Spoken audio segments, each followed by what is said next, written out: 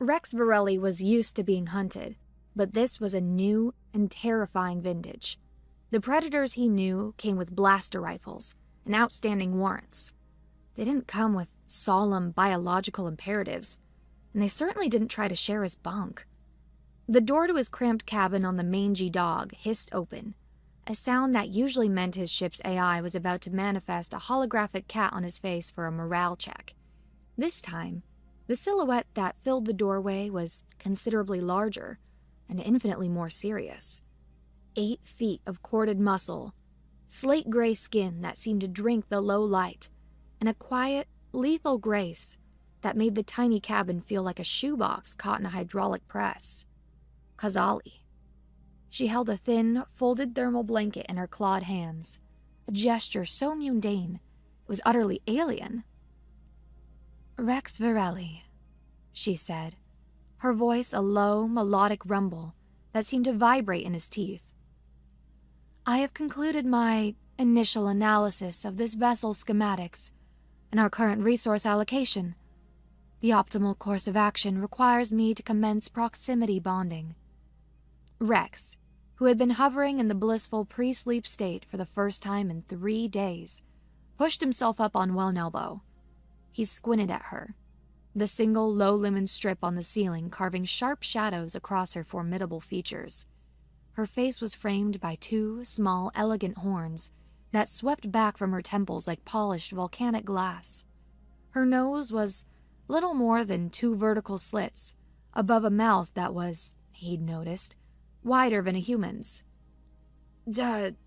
Proximity, what now?" "My core biological directive, the Anamkara instinct, dictates that I share your nesting space," she explained, taking a deliberate step inside. The deck plating, a mismatched patchwork from 3 different ship classes, creaked in protest. "This ensures your constant protection and facilitates the reinforcement of our pair bond." Rex scrubbed a hand over his face, the rasp of his stubble loud in the sudden silence. "Kazali, we've been over this. I got you out of a jam, that's it. End of transaction, you don't owe me anything. And you definitely don't need to proximity bond in my bed." She tilted her head, a gesture that on a smaller creature might have been inquisitive. On her, it was unnerving, like a predator reassessing its prey's defenses. Her glowing amber eyes, the only warm color on her, seemed to scan him for weaknesses.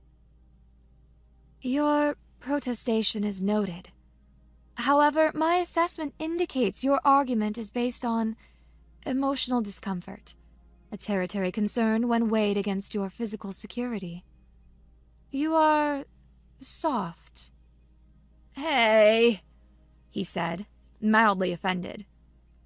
"I'm wiry." "You possess minimal natural armor, no discernible combat reflexes, and your olfactory signature indicates elevated cortisol levels, even during rest periods," she continued, her logic as unassailable as a bulkhead door. "Allowing you to nest unprotected would be the dereliction of my primary function." She unfolded the blanket with a snap of her wrists. "I have procured my own thermal covering, so as not to appropriate your resources. I require only 1.2 square meters of floor space to enter a low-power dormant state." Before Rex could formulate a coherent argument against an 8-foot-tall alien warrior turning his floor into a charging station, she was already moving. Her movements were seamless and terrifyingly fluid. She laid the blanket at the foot of his bunk without a single wasted gesture. She then folded her long limbs with a series of quiet clicks from her joints and settled onto the floor, curling into a posture of relaxed readiness. She was as out of place in his junk-filled cabin as a supernova in a teacup. "This position provides an optimal tactical response vector to the cabin's single ingress point," she murmured, her voice already softening as her metabolic rate dropped. A low, bone-deep thrum began to emanate from her chest. It wasn't a snore. It was a purr that vibrated up through the frame of his bunk, through his thin mattress, and directly into his spine. It sounded like a small fusion engine idling. As it did, faint patterns of light, like constellations just beneath her skin, traced paths along her neck and temples before fading back into gray. Rex stared at the stained metal ceiling, his ship's ancient life support humming a counter melody to the alien purr. He was utterly, completely, and hopelessly defeated. He had freed the enslaved alien girl, and now she refused to let him sleep alone, ever again. He sighed, the sound lost in the mechanical and biological symphony of his new life. Fine, but if you ever have any combat function nightmares, you better wake me before you punch a hole in the hole.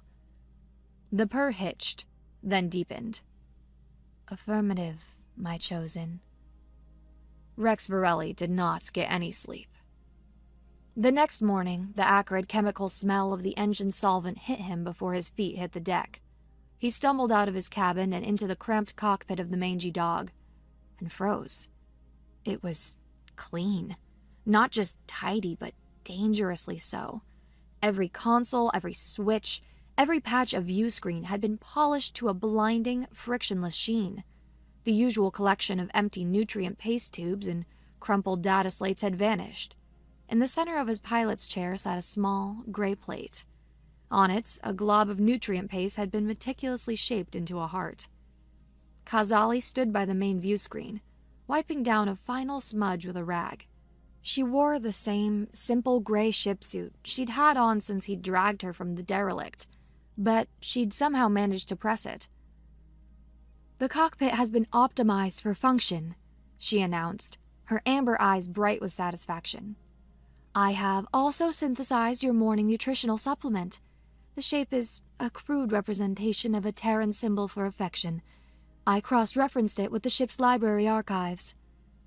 Rex stared at the glistening gray heart, then at the consoles. "Kazali, is this blaster lubricant?" "It is a high-grade polymer-based lubricant, yes," she confirmed. "Its solvent properties were highly effective at removing grime." "It's also for lubricating plasma conduits, not windows," Rex said, tentatively touching a console. His finger slid right off. "Everything is dangerously slippery now." A temporary tactical disadvantage, I concede," she said, tilting her head. "The Anamkara instinct compels me to rapidly assimilate to my chosen's environment," she explained simply. "Understanding your technology, your culture, your nutritional needs, it is essential to ensuring your survival. It is part of the bond." The stress of it all, the sleepless night, the purring that had rattled his molars, the heart-shaped pace, now the hazardous cockpit, and the quiet psychic intrusion of her bonding, was starting to fray the edges of his control. The sharp solvent smell was the final trigger. It wasn't the exact scent, but it was close enough to the discharged energy and chilled metal of the derelict Zika Corp cruiser. The memory didn't just surface. It coiled in his gut. A sudden, sickening lurch. Not a story, but a series of disjointed sensory jolts. The red strobe of emergency lights. The hiss of failing cryoseals. The sight of her, a dormant goddess floating in a gel that warped the light. A heavy metal collar locked around her neck. He shook his head, pushing it away. That was then. This was now. And now he was broke. "Query. Your cardiovascular rate has increased by 22%, Kazali's voice said, pulling him back to the present. "Are you experiencing a stress-induced malfunction?" A flicker of light on the console beside him resolved into a shimmering, translucent cat. It was typing frantically at a tiny, holographic keyboard. A line of text appeared above its head. Task failed successfully. No, I'm fine," Rex muttered, his eyes fixed on his dismal bank balance. "Seraph's just editorializing." He pointedly ignored the nutrient heart and slid, literally slid, into the co-pilot's chair, pulling up his account balance on the main screen. The number was pathetically small. The job on the derelict hadn't paid out. He'd fled with an 8-foot-tall alien warrior instead of a lucrative heatsink array. His operating funds were nearly gone. They were running on fumes and leftover nutrient paste. "Seraph, patch me through to Grub," Rex said. "Secure channel." The holocat blinked slowly, its form flickering for a moment into the shape of a dog before snapping back. "One moment. Am processing your request. It's a rough one." The AI's vocalizer crackled with static. Its glitches were getting worse. "Just make the call."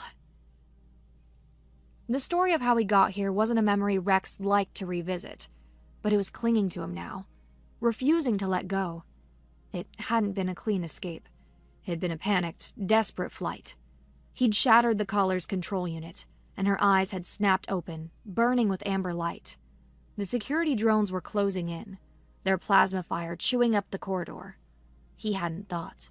He'd slammed the emergency release, and a wave of freezing cryogel and an 8-foot-tall alien had spilled onto the deck. "Come on!" he yelled, grabbing her arm. It felt like grabbing a steel girder.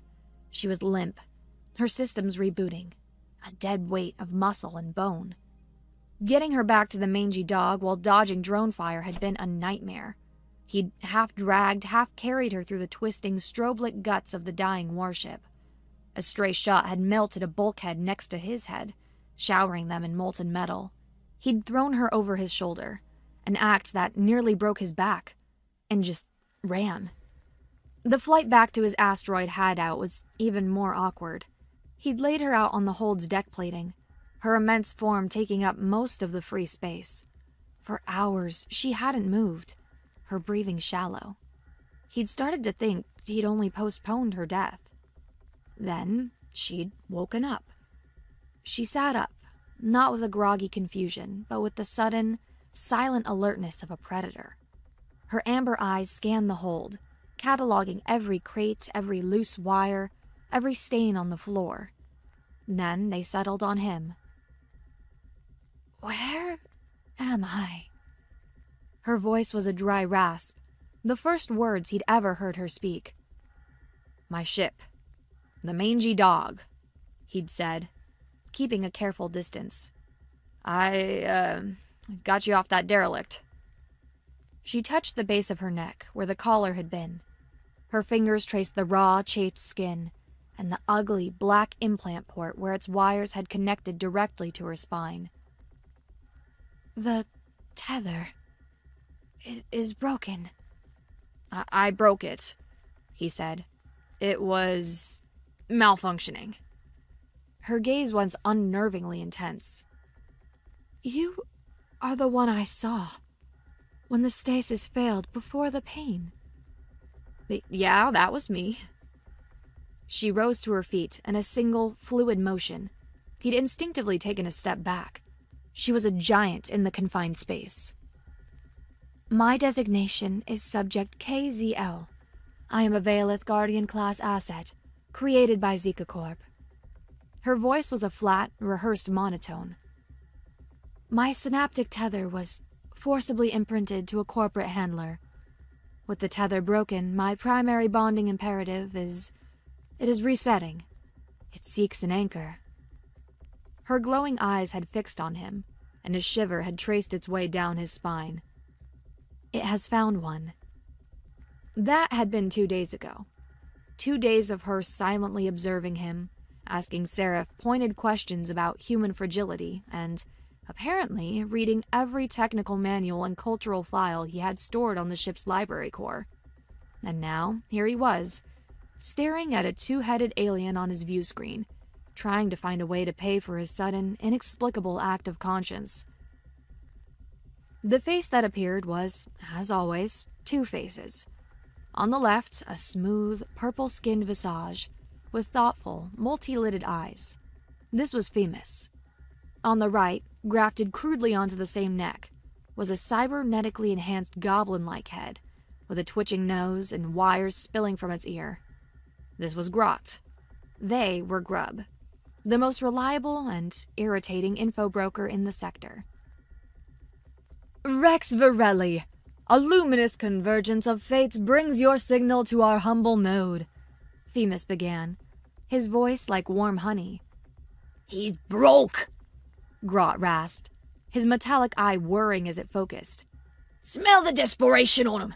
Need some stims, Rexy? Got some battle-grade Arnold Jacks, barely used. Make you fast. Make you forget you're broke. We are not selling stims, brother mine, Themis said with an air of weary patience. We are facilitating the flow of cosmic information. How may we assist your journey? I need a job, Grub, Rex said, cutting to the chase. Simple, fast, high payout. Salvage, not transport. I've got new crew. Complicates things. He glanced over his shoulder. Kazali was watching the two-headed alien with unnerving stillness. Grot cackled, a sound like grinding gears. New crew? Big gray lady behind you? She looks expensive. High maintenance. Zika Corp screwed me on a data conduit deal last cycle. Stick it to 'em for me, Rexy. This one's personal. A whisper travels the data streams, Themis said, his calm voice cutting through Grot's chatter. A Zika Corp courier, the Icarus Wing. It carried a high-value payload. It met with misfortune. Misfortune means pirates, Grot chirped excitedly. Morlane's crew shot it down in the cinderfall debris field. Real mess. Rex tasted copper in the back of his throat, the ghost of a split lip from their conversation 5 years ago. Morlane, of course.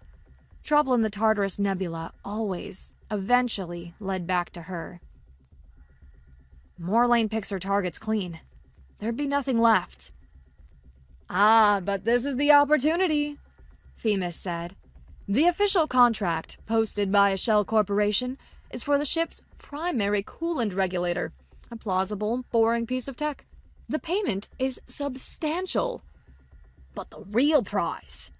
Grot leaned in, his voice dropping to a conspiratorial whisper. Is the black box.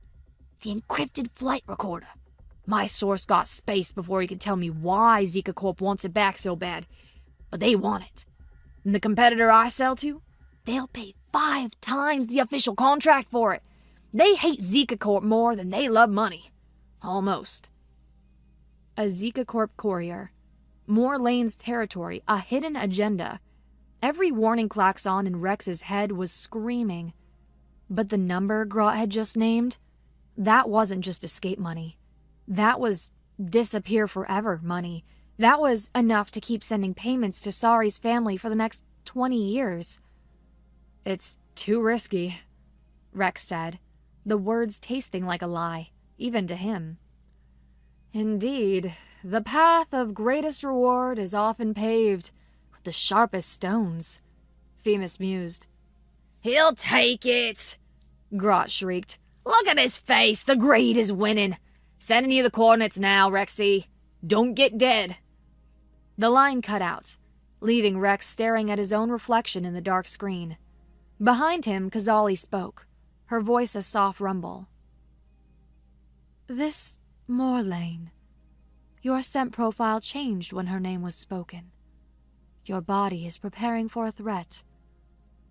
She's complicated, Rex said, keying in the coordinates for the Cinderfall debris field.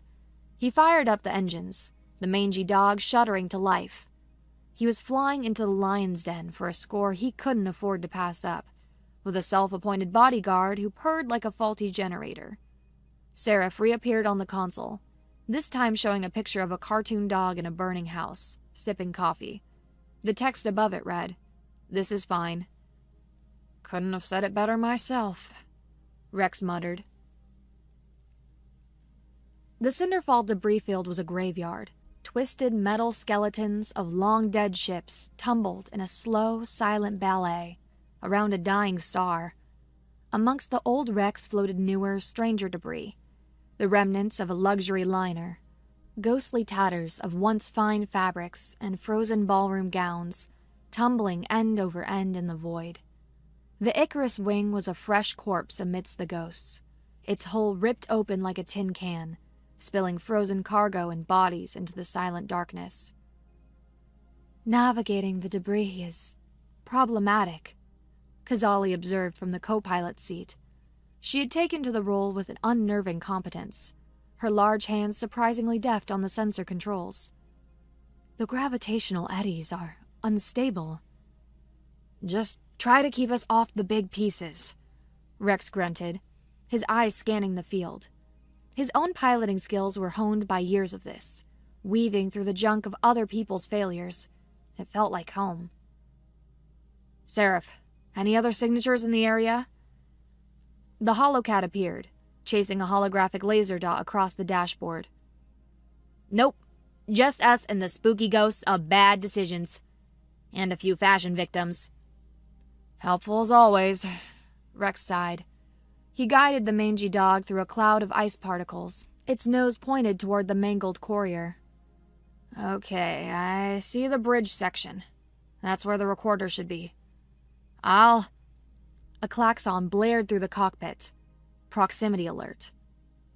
That's not possible, Kazali said, her hands flying over the console. There was nothing on long range. That's because it was cloaked, Rex breathed, his hands tightening on the controls. Off their port bow, a patch of space warped, the stars behind it bending. The darkness coalesced into the sleek, predatory form of a pirate frigate, its hull a collection of weaponized edges and gun-black plating. The ship's name was painted on its prow in elegant, blood-red script. Siren's Kiss. A comm channel request flashed on Rex's screen. He knew who it was before he accepted. His heart hammered against his ribs, a frantic drumbeat of dread and something older, something he refused to name. He stabbed the accept button. Her face filled the screen. Captain Morlane. Her hair was cut in a severe, stylish bob. Her eyes were the color of chips of ice, and the smile on her lips was pure venom. She looked exactly as he remembered, only harder, sharper. Rex Varelli, she purred, her voice a smoky, dangerous thing. Fancy meeting you here. I shot this bird down myself a week ago. Still haven't found the damn prize. Her eyes narrowed, taking in the shabby cockpit of the mangy dog. Tell me, what's a bottom feeder like you looking for in my hunting grounds? Rex couldn't draw a full breath. The cockpit hummed, but every sound was swallowed by the space between them. He could feel Kazali's presence behind him, a mountain of coiled tension. He kept his own expression neutral, a mask he'd perfected over the years of bad deals and narrow escapes. Morlane, he said, his voice level. Just picking through scraps, like always. Didn't realize this was a private party. Her laugh was a low, throaty sound that held no humor. Everything in the Tartarus Nebula is my private party, Rex. You of all people should know that. Her gaze drifted past his shoulder, and her smile faltered for a fraction of a second. She leaned closer to her comm camera, her eyes locking on Kazali. Well, well. New muscle? Traded up, have we? Her eyes narrowed with contempt. Or is this just another stray you'll get killed? The memory coiled in his gut, a sudden, sickening lurch. He saw a flash of another face. Sorry, barely 20, her grin infectious as she sat in this very co-pilot's seat, and shoved it back down into the dark. She's with me, Rex said, his voice tight. Morlane's eyes widened slightly as she took in Kazali's features, the slate-gray skin, the faint glow of her amber eyes, the elegant horns. Wait a minute. That's not just muscle. Is that a Valeth? I thought they were myths. She leaned back in her captain's chair, a slow, predatory curiosity replacing her anger. Her gaze flickered back to Rex, sharp and calculating. "You got my sister killed for scrap metal, Rex. And now you're running with Zika Corp's boogeyman? That courier was carrying Valith-related tech. Did you steal it from them or for them?" "My designation is Kazali," Kazali said, her voice cutting through the tension like a blade. "And I am no one's property." Morlane's eyebrows shot up. It talks, and with such conviction. She ignored Kazali and focused her chilling gaze back on Rex. "Let me ask you a different question, then. The important one. Does it follow your orders, Rex? Or does it just follow its biology?"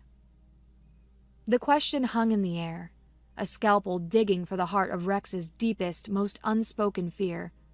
Was Kazali's loyalty to him a choice, or a biological reflex? A bond, or a leash? He didn't have an answer. Sensing the shift in the emotional landscape, the hostility aimed at Rex, Kazali let out a low growl that the calm pickup barely registered. A faint glimpse of white, sharp fangs. It was all the answer Morlane needed. "I see," Morlane said softly. "So, that's how it is." She settled back in her chair. "Here's my offer, Rex. You can turn around and fly away, and I'll forget I saw you. Or you can try for whatever is in that wreck. But I promise you, my salvage crews are faster, and my guns are bigger." The comm screen went black. "She is a formidable adversary," Kazali stated. "You have no idea," Rex muttered. On the sensor screen, two icons representing pirate salvage skiffs launched from the Siren's Kiss, streaking toward the wreckage. "They're going for the cargo hold." "An incorrect assumption," Kazali said. "Grubb's intelligence specified the flight recorder, which would be located on the bridge." "Which is why we're not going to be faster. We're going to be smarter." Rex's mind was racing, falling back into old, familiar patterns. "Seraph, plot a course. Take us around the stern, use that big chunk of shattered hull from the liner as cover. They're making a lot of noise. We're gonna be a whisper." The holocat appeared, wearing a tiny pirate hat. "Aye, aye, Captain. Preparing for maximum sneakiness." "We're all gonna die," Rex sighed, pushing the throttle forward. The mangy dog was a ghost. Rex threaded the ship through the metal graveyard, his inputs on the controls minute and exact. They passed so close to the ruined luxury liner that he could see a frozen fountain in what must have been its grand atrium. The pirate skiff's comms chatter filled his ears with boasts and tactical commands. They were loud, confident, and completely oblivious.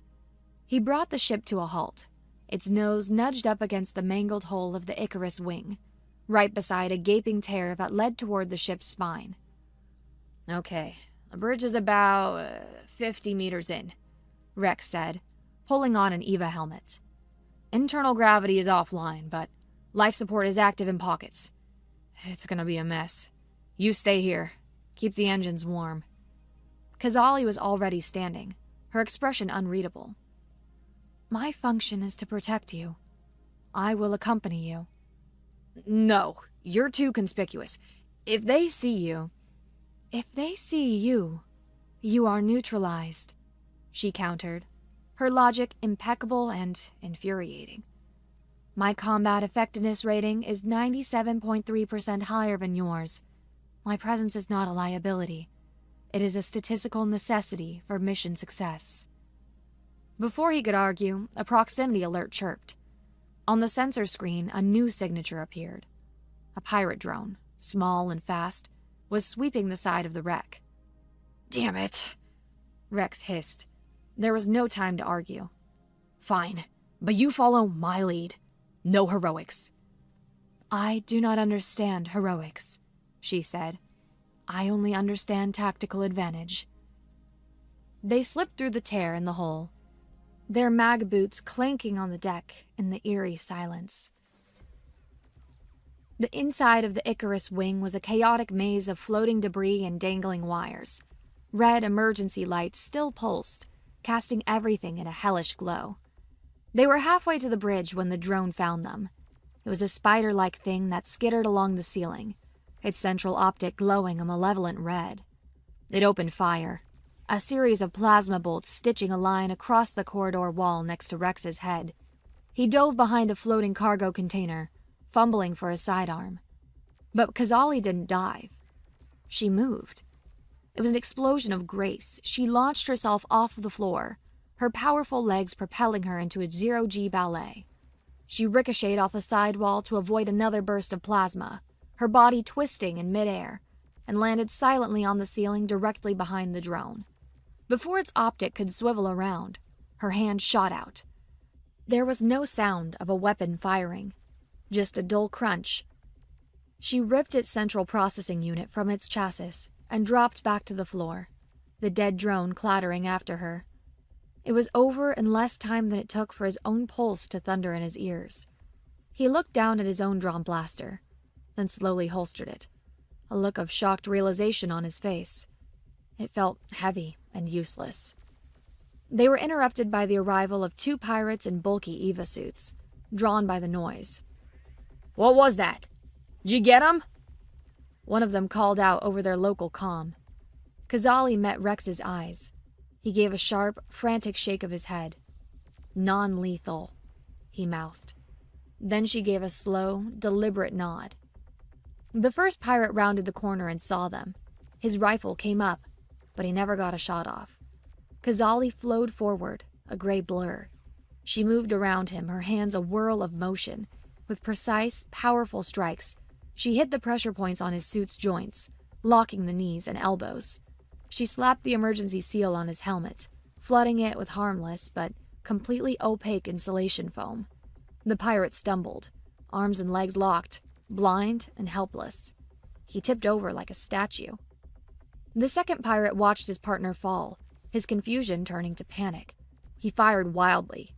Kazali used the floating cargo container as a shield, then launched herself over it. She landed behind him, one hand clamping over his rifle, the other slapping a small magnetic device, one Rex recognized from his own toolkit, onto the back of his suit's power pack.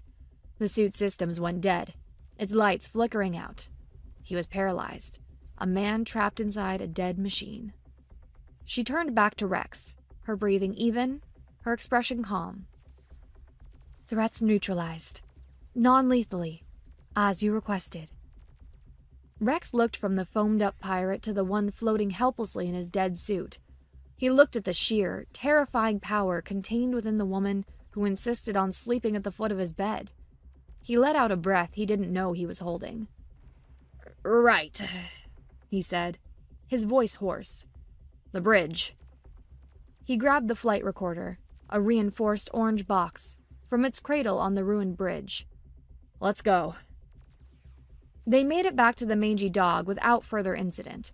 As he powered up the ship and eased it away from the wreckage, Morlane's voice, tight with fury, crackled over the open pirate channel. "Find them. I want their ship. I want their head." Rex killed the comm receiver and jumped to a random set of coordinates, putting as much distance as he could between them and the Pirate Queen. The silence in the cockpit was a heavy, suffocating blanket. The adrenaline of the escape faded, leaving behind a stark and unsettling quiet. Rex piloted on autopilot, the starfield a cold, indifferent audience. The image of Kazali's terrifying ballet was burned into his retinas. He wasn't a warrior. He had never pretended to be. Now he was traveling with someone who was, by her very nature, one of the most dangerous beings he had ever encountered. Kazali stood from the co-pilot's chair and moved toward him. The cockpit, which had felt cozy just a day ago, now felt dangerously small. She reached a hand toward his shoulder, her long, gray fingers tipped with claws that could tear through plasteel. He flinched. It wasn't a conscious decision, it was a gut reaction, a primal twitch of an animal that knows it's in the presence of a predator. Her hand stopped in midair. It hung there for a moment before dropping to her side, The light in her amber eyes seemed to dim, the eternal fire banking to a low coal. She took a half step back, the first time he had ever seen her retreat from anything. "You fear me," she said. It wasn't a question, it was a statement of fact, delivered with a quiet, hollow finality. "No," Rex said quickly, the denial tasting like ash in his mouth. "No, I don't."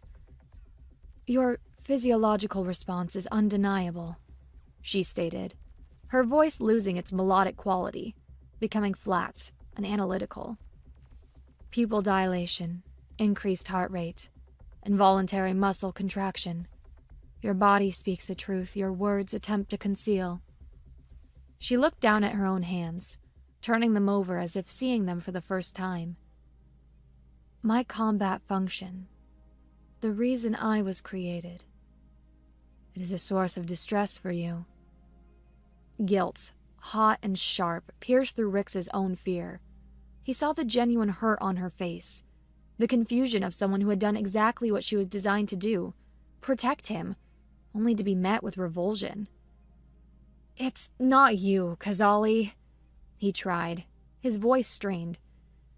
"It's a lot to take in." "I accept your apology, Rex Varelli," she said, her voice formal and distant. "But I do not yet understand how to alter your body's truth." She turned and walked out of the cockpit, her posture ramrod straight, leaving him alone with the hum of the ship and the heavy weight of his own reaction. The distance between them had become a chasm, dug not by an argument, but by a single, involuntary flinch. To escape the suffocating silence, Rex threw himself into the work. He set the flight recorder on the main console in the hold. The orange box was covered in Zika Corp logos and dire warnings about unauthorized tampering. Kazali sat at the small galley table, observing a datapad. She wasn't watching him, but he could feel her awareness of him. A cool, professional distance, where there had once been an intense, if unnerving, focus. The easy, bizarre companionship they'd begun to build felt like a distant memory. "Seraph, I need you to help me crack this," Rex said, his voice too loud in the quiet hold. "It's Zika Corp military-grade encryption." The holocat appeared, stretching languidly on top of the recorder. That's the bad stuff. Nasty. Will require significant processing power. And possibly a sacrifice to the data demons. "We don't have any sacrifices," Rex said, connecting a data probe to the box. "Just get to work." He also opened a channel back to Grub. "The package is secured," he transmitted, keeping his voice low. Grott's twitchy face appeared on his wristcom. Fast work, Rexy. I knew you had it in ya. My buyer is frothing at the mouth. Send the data over. "Not so fast," Rex said. "I need your help with the decryption. The buyer wants what's inside, right? So help me open the box, as a sign of good faith." "He seeks a symbiotic partnership," Femus's voice drifted in. "A wise and prudent request." Fine, Grot grumbled. "But it'll cost you. My slicer diamonds ain't free." "Your buyer is a Zika Corp competitor. Stick it to the man, Grot. Think of it as a public service for that conduit deal they burned you on." There was a pause, then a nasty chuckle. Okay, Rexy. You got me. Patching my demons into your ship's AI now. They play nice with cats. Mostly. The decryption was a siege. As soon as Grubb's programs touched the recorder's firewalls, a silent alarm must have been triggered. A countdown timer appeared on Rex's screen. 60. "What's that?" Rex asked, his stomach clenching.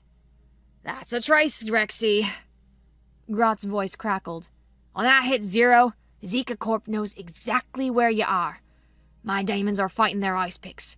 It's a real digital bloodbath in there. Seraph's cat avatar hissed, its fur standing on end as it batted its strings of hostile code flashing across the screen. Its firewalls have firewalls, and they are angry. The next hour was a frantic, tense battle. Rex rerouted power from non-essential systems to the main computer, the lights in the hold dimming. Kazali, seeing the urgency, was suddenly at his side, her earlier distance forgotten.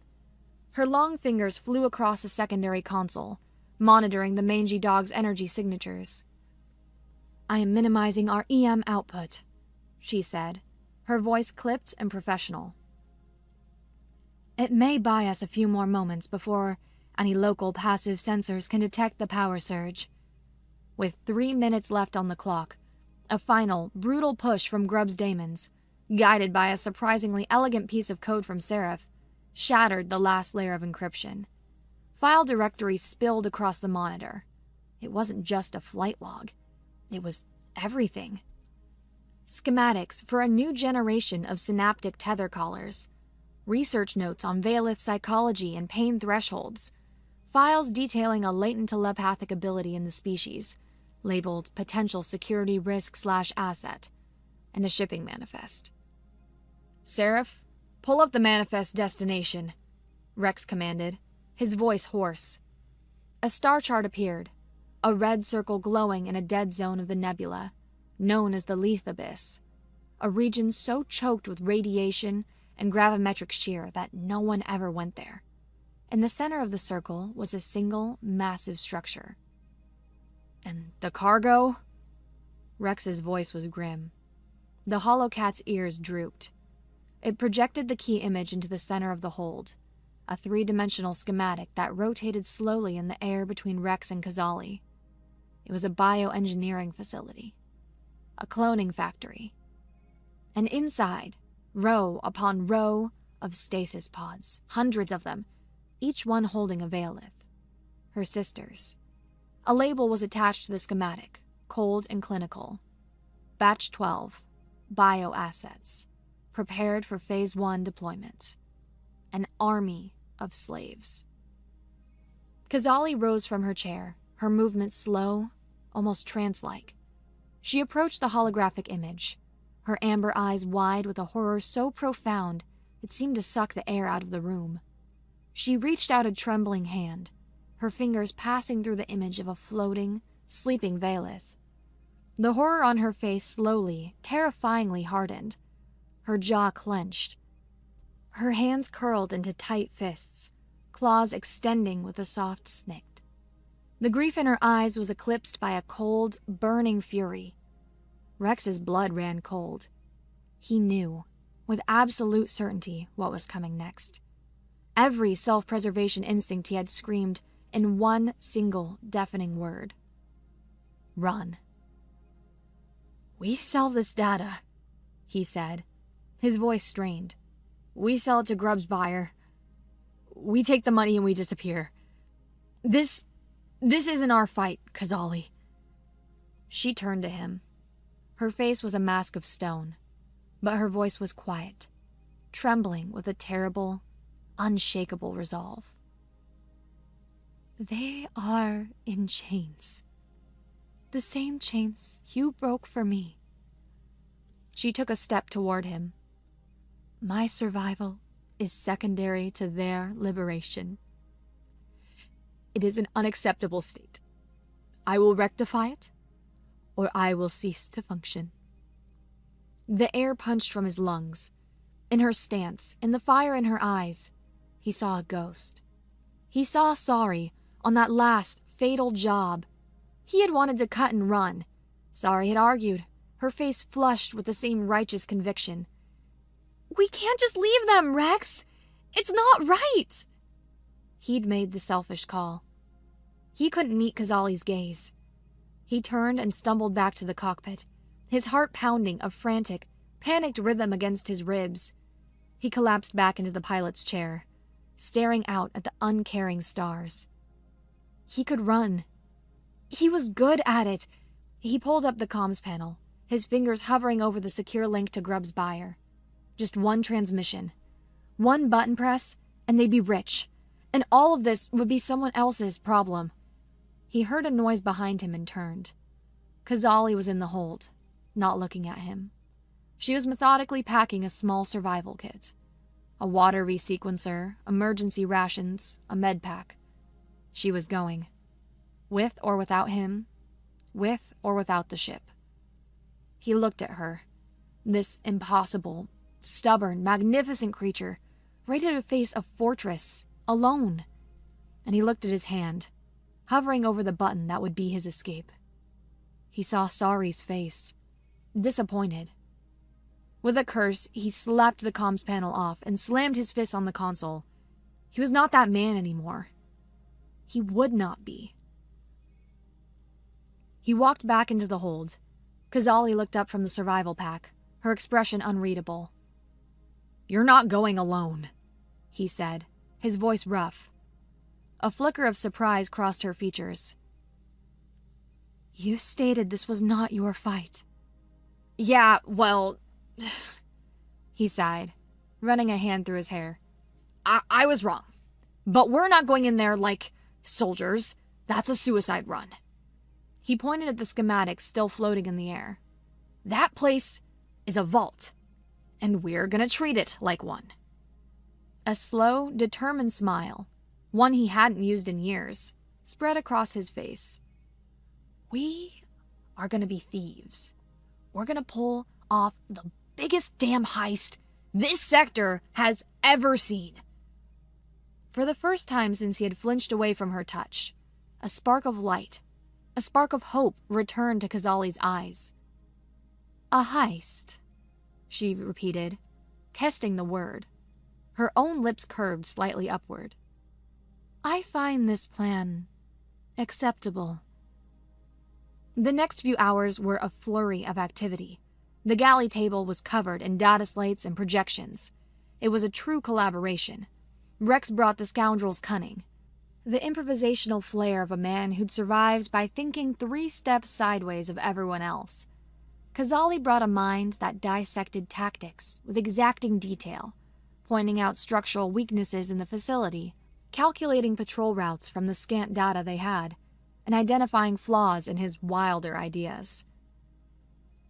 "Your plan to vent the primary coolant system is bold," she said, tapping at a projection of the station's plumbing. "However, it would also flash freeze the stasis pods, neutralizing the assets we are attempting to liberate." "Okay, bad idea," Rex conceded. "What if we create a diversion?" "A diversion of sufficient magnitude to draw the attention of a corporate black site's entire security force would require resources we do not possess," she countered logically. "Specifically, a fleet." Rex stared at her. An idea, a terrible, brilliant, insane idea, taking root in his mind. "You're right," he said slowly. "We do need a fleet." He took a deep breath, the taste of bile and pride rising in his throat.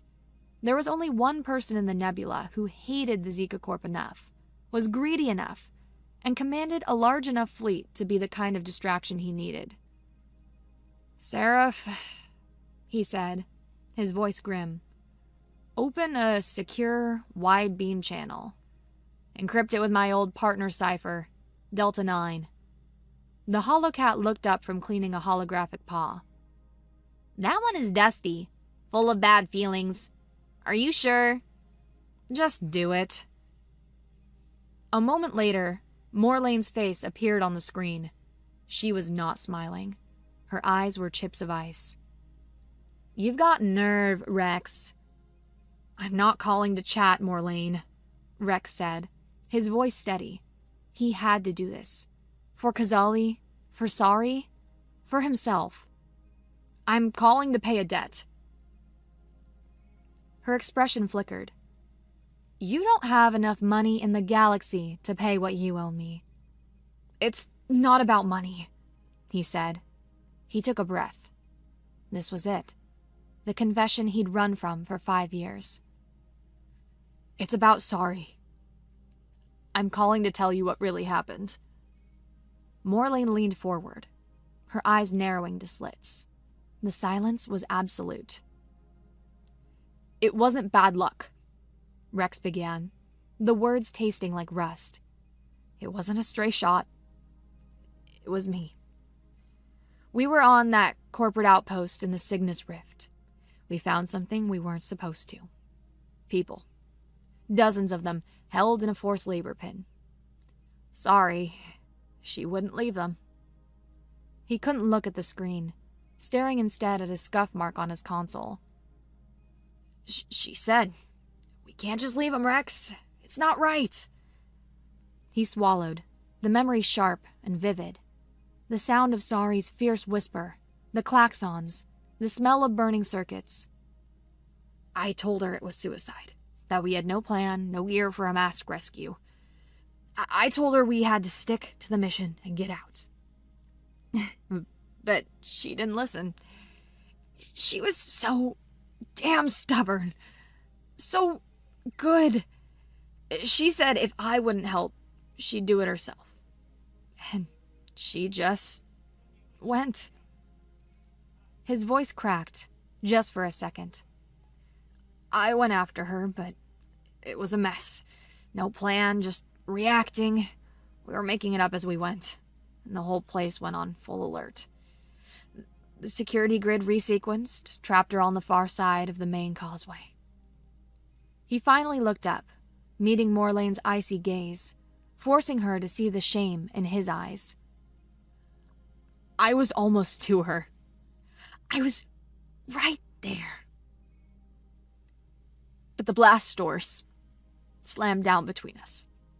I saw her face through the armored glass before the emergency shield snapped on. If I had just listened to her, if we'd made a real plan together instead of me trying to clean up the mess of her heroism, maybe she'd still be here. I was a coward. My hesitation got your sister killed. The air in the cockpit was thick with his shame. Kazali stood silently behind him, a pillar of support. Morlane stared at him, her face a mask of stone. He expected her to curse him, to scream, to promise his death. Instead, when she spoke, her voice was a quiet, ragged whisper. I know. Rex blinked. What? I salvaged the flight recorder from that wreck myself, 6 months later, she said, her voice hollow. I heard the whole thing. Her plea, your refusal, the audio of her running off and you screaming her name. The last thing the recorder picked up was her trying to call my name through the comms as the life support failed. A single tear traced a path down her cheek, a crack in the icy facade. She wiped it away with an angry gesture. Why aren't you telling me this now, Rex? She asked, her voice regaining its edge. What do you want? A chance to make it right, or as right as I can, he said, laying it all out. He told her everything. The Veilith, the cloning facility in the Leith Abyss, the army of slaves Zika Corp was building. I have a plan to hit them, he finished. But, like Kazali said, we need a fleet. We need a distraction. Morlane was silent for a long time. You want me to risk my ships, my crew, on a suicide mission planned by the coward who got my sister killed? Yes, Rex said simply. And what's in it for me? Revenge, Rex said. And everything else. My plan will expose that station to the entire nebula. It'll be a feeding frenzy, but you'll be there first. You get first pick of Zika Corp R&D, their ships, their tech, a monopoly on the biggest salvage haul in a decade. He paused. And one more thing. I need you to rescue them. The Veilith, any that make it out. Get them clear of the chaos. In exchange, the salvage is all yours. No finder's fee. Morlane's eyes searched his, looking for the angle, the trick. She found none. Sari always did see the good in strays like you, she said, her voice laced with a bitter irony. She thought you could be better than you were. She leaned back. Fine. You will pay your debt to my sister by helping me burn these slavers to the ground. Give me the coordinates and your timetable. But Rex, if you fail, if your plan gets one of my people killed, I will collect the rest of what you owe me myself. And I will not be gentle. The channel closed. Rex slumped into his chair, emotionally drained. Kazali placed a hand on his shoulder. It was warm, solid. He didn't flinch. The night before the raid, the mangy dog drifted in a silent asteroid field, waiting. The tension was a living thing in the small ship. Sleep was impossible. Rex was in the cockpit when Kazali entered. He patted the co-pilot's chair. She sat, her presence a comfort. "Thank you," she said softly, "for what you did. With her." "I owed her the truth," he said. "The bond between you and this Morlane, it is complex, forged in grief." She reached out, her hand covering his on the center console. Her claws were retracted, her touch gentle. This time, he turned his hand over and laced his fingers with hers. "Your feelings, they're yours, Kazali," he said, finally understanding. "Not instincts, not programming. They're yours. I know that now." She leaned closer, her amber eyes luminous. "The Anamkara may have opened the door. It may have pointed the way. But I am the one who chose to walk through it." He turned to face her, the space between them shrinking to nothing. He saw the sincerity in her eyes, the unwavering conviction. It was her. All her. He closed the distance. Their kiss wasn't gentle. It was a collision of desperation and relief, of fear and hope. It was the heat of her lips against his, the strength in the hands that came to cup his jaw, the raw, undeniable truth of their connection. It was a promise, made in the quiet before a storm, a pact to see the sun rise on the other side. When they finally broke apart, breathless, she rested her forehead against his. "I will protect you," she whispered. "I know," he whispered back, "and I'll protect you." For the first time, it didn't feel like a lie. The infiltration was a knife's edge in the dark. Morlane's fleet was the hammer, smashing against the station's dorsal defenses in a glorious, chaotic display of pirate aggression. The mangy dog was the scalpel. "Energy signatures are fluctuating," Kazali reported, her eyes glued to the sensor display. "The plasma venting cycle for the secondary heat exchangers is about to begin. You will have a 4.6-second window to pass through the conduit." 4.6 seconds. No problem, Rex lied, his knuckles white on the controls. He angled the ship toward a massive glowing vent. The outer doors irised open, belching a wave of superheated plasma. Rex pushed the throttle, and the mangy dog shot forward, surfing the razor's edge of the dissipating energy wave. They were through. They docked in a silent maintenance bay. The plan was twofold. Rex had to get to the station's primary comms array to initiate a mass stasis pod wake-up sequence and open the hangar bay doors. Kazali had to get to the cloning bay's central core, the one place where she could act as a psychic amplifier for her sisters. They moved through the sterile white corridors. An automated voice echoed from hidden speakers. "Unidentified biologicals detected. Security teams dispatched." They reached a junction. "Comms are that way," Rex said, pointing down a long corridor. "The cloning core is 2 levels down. We meet back at the ship." "Understood," Kazali said. She paused, her amber eyes meeting his. "Be safe, my chosen." "You too," he said, his throat tight. And then they were running in opposite directions. Kazali reached the observation deck overlooking the cloning bay. The sight of her hundreds of slumbering sisters stole her breath. She found an access ladder and descended into the core itself, a massive chamber, filled with humming machinery and the ambient psychic hum of hundreds of dormant Veilith minds.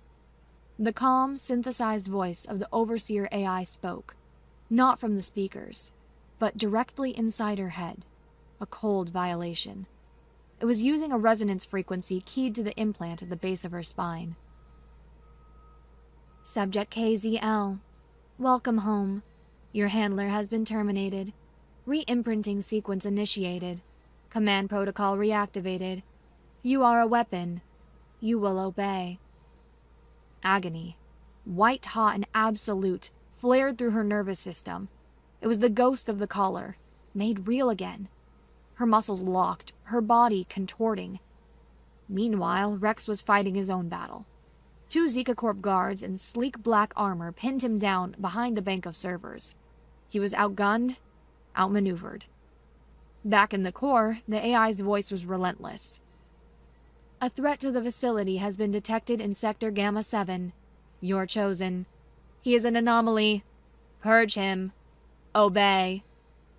An image of Rex, pinned down and helpless, flooded her mind. The command was absolute. Neutralize the anomaly. She screamed, a sound of pure agony, fighting a war in her own soul. Then, through the psychic noise, she felt something else. A flicker of connection. Rex, thinking of her, trusting her. And beneath that, the faint, sleeping consciousness of her sisters. She wouldn't be a weapon. She would be a voice. She fought through the pain, focusing not on the AI, but on the dormant minds around her. She opened her mouth, and it wasn't a scream of pain that came out, but a single, pure, resonant note. A song. The song of sorrow. A lament for their stolen lives, their enslavement. It was a latent Veilith ability, a telepathic cry that Zika Corp had tried to suppress. The note grew, amplified by the hundreds of minds around her, building into a psychic wave that washed through the station. On the other side of the facility, Rex felt it. A sudden wave of profound grief and rage that wasn't his own. It momentarily stunned the guards, whose own latent psionic sensitivity was being overloaded. He seized the opportunity, firing a shot that ricocheted off the ceiling and hit the panel controlling the fire suppression system. The corridor filled with thick, disorienting foam. He scrambled past them and made it to the comms array. He slammed his hand on the master control, initiating the pod wake-up and opening the hangars. In the core, Kazali's song changed. The sorrow turned to fury. It became the scream of liberation. The psychic wave she unleashed was a weapon. It didn't just carry emotion, it carried data. The station's location, its crimes, its secrets, all embedded in the telepathic broadcast that now screamed across the entire Tartarus Nebula. The AI's control over her shattered. The sonic assault ceased. She had won. They fought their way back to the mangy dog through a station in utter pandemonium. Veilith, newly awakened and enraged, were tearing their way out of the cloning labs.